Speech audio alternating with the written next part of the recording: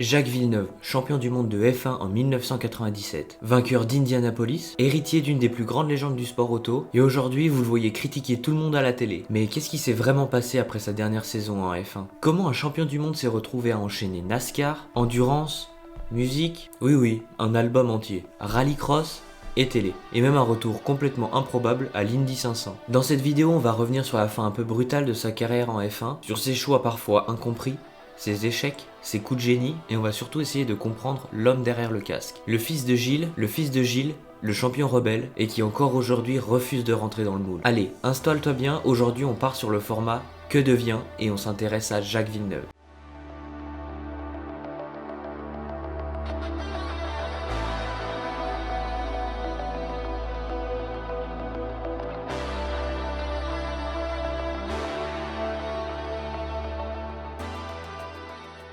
On est en 2006. Jacques Villeneuve a déjà son titre de 97 avec Williams. Les années galères chez Barr, le passage discret chez Sauber, et maintenant il est chez BMW Sauber, aux côtés de Nick Heidfeld. Techniquement, 2006 c'est censé être une petite renaissance. BMW rachète Sauber, gros constructeur, gros moyens, et Villeneuve est très content de l'ambiance de la voiture. Il la trouve même plus pilotable qu'avant. Mais les résultats ne font pas tout. Il marque quelques points, notamment une 6ème place en Malaisie et une 7ème place en Australie. Mais il ne joue clairement plus les premiers rôles. Le tournant, c'est le Grand Prix d'Allemagne en 2006. Il a un gros crash qui le déclare inapte pour la course. Là, on regarde, oula. Avec quand même un choc assez violent. Ouais, ça fait... Et BMW va mettre un jeune débutant venu de GP2, Robert Kubica. Kubica va alors impressionner tout de suite, et derrière BMW va annoncer que Villeneuve ne reviendrait pas, officiellement dans un accord mutuel selon les faits. En gros, BMW a préféré Kubica et Villeneuve dehors. Et c'est comme ça que va se terminer sa carrière en F1. Pas une tournée d'adieu, même pas un dernier tour applaudi, mais sur un remplacement un peu froid. Au milieu de la saison, c'est dur. Là, on peut même imaginer un choc. Tu passes de héros des années 90 à... merci, au revoir, sans même une dernière course. Et quand on connaît son caractère qui est assez fier, on comprend que ça a dû laisser certainement des cicatrices. Après 2006, Jacques Villeneuve ne va pas raccrocher le casque. Il va là où la plupart des champions de F1 vont, les États-Unis, pour un nouveau challenge. Il tente sa chance en NASCAR, d'abord dans les grandes séries américaines, l'ex-Nextel Cup,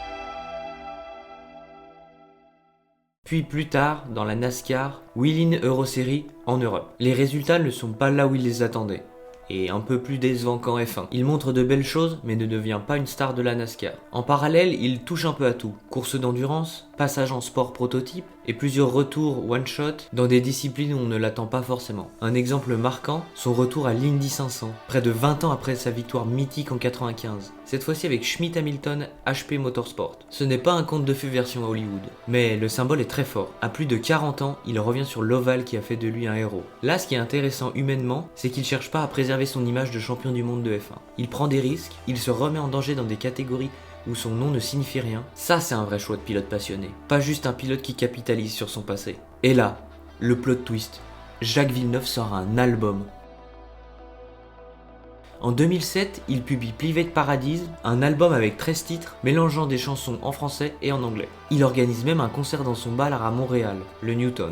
Niveau succès commercial, on va pas se mentir, c'est vraiment pas un succès. Certaines sources parlent d'environ 1000 exemplaires vendus et des revenus très limités. Mais ce que se raconte sur lui est très intéressant. Il n'a pas peur de se jeter, pas peur du ridicule non plus. Il sait que tout le monde va comparer le champion du monde de F1 chanteur à ses exploits en piste. Et il va le faire quand même. Franchement, le seul pilote qui a tenté autant de trajectoires différentes dans sa vie que sur la piste, c'est bien Jacques Villeneuve. F1, Indy, NASCAR, musique, il manquait plus qu'un duo avec Céline Dion pour boucler la boucle canadienne. Et pendant que son album ne casse pas internet, Jacques Villeneuve continue de courir. Il va en endurance et rejoint le championnat WEC, et ça ce ne sont pas des campagnes faciles. Projet compliqué, résultats irréguliers.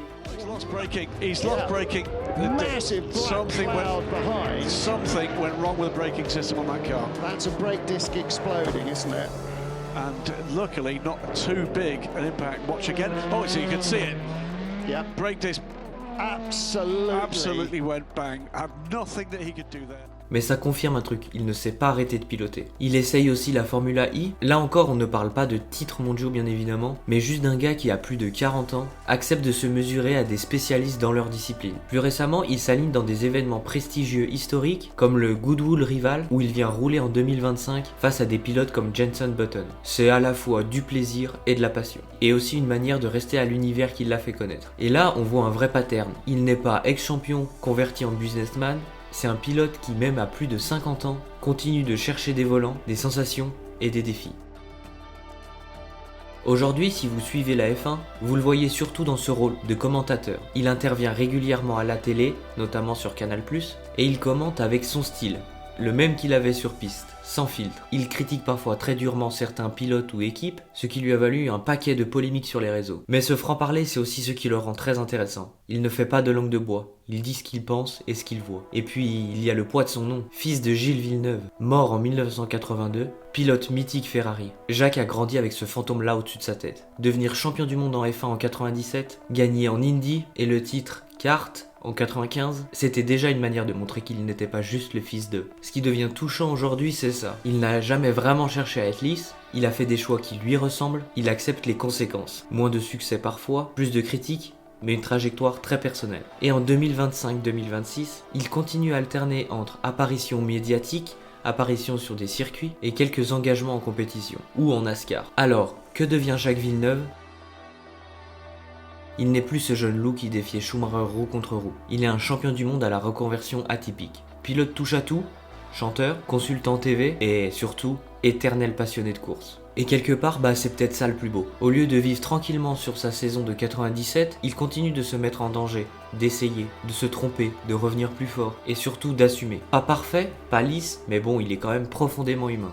Et vous, qu'est-ce que vous retenez de Jacques Villeneuve ? Dis-le nous en commentaire. Donc voilà, j'espère que cette vidéo sur Que devient Jacques Villeneuve vous aura plu. Dites-moi en commentaire sur quel pilote vous voulez que je fasse la prochaine fois.